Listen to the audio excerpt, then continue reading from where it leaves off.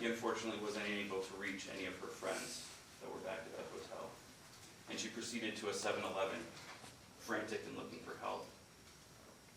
She was unable to find help at the 7-Eleven, so she left, and luckily was able to come across a Good Samaritan who offered her shelter while he contacted the police for her. She stayed in that Good Samaritan's room and was there able to contact her friends, who arrived at this Good Samaritan's location at about the same time the police did. That same day after police arrived, Jackie was able to go with police, was able to point out the defendant's house where the attack had happened. She pointed out where she had hid. The 7-Eleven, where she told police that she went looking for help, had surveillance video showing her entering frantic. And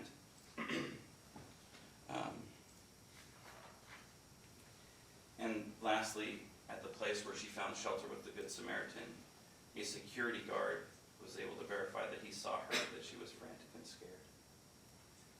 Now, a month after this occurred, after she went back and took the police to where all of these events had occurred, Jackie received text and a phone call from a person who she had met at about the same time she met defendant.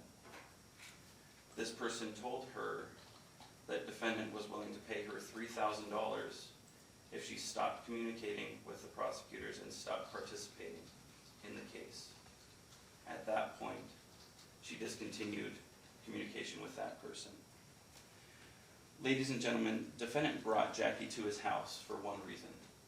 And at the end of this case, or this trial, the state is going to ask that you find him guilty of sexual assault, battery with the intent to commit sexual assault, coercion sexually motivated, robbery, second-degree kidnapping, bribing or intimidating witness to influence testimony, and preventing or dissuading witness from testifying or producing evidence. Thank you.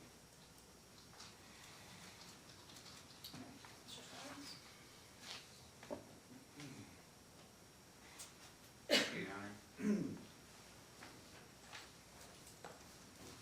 All right, ladies and gentlemen, the judge told you before we started talking that the opening statements are not evidence.